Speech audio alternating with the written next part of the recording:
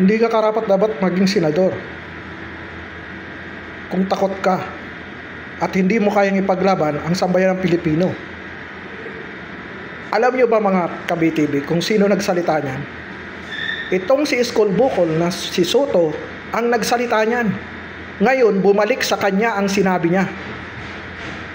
Bakit ko nasabing bumalik sa kanya? Dahil Senate President siya pero dinidiktahan lang siya ni Martin Tambaloslos Romualdez. Walang bayag tong si Soto. Walang bayag ka, Soto. Wala kang isang salita. Sabi mo, independent sa iyong pamumuno ang Senado. Pero anong ginawa mo? Sunod-sunuran ka kay Tambaloslos.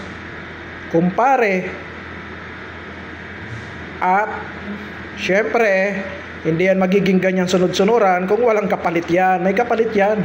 Kaya nga binigay niya yung sahod niya sa mga scholar daw di umano.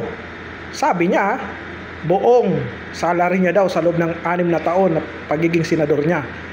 Kasi mayroon siya makukuha na iba. Yan ang tingin ko sa iyo, Soto. Wala kang bayag.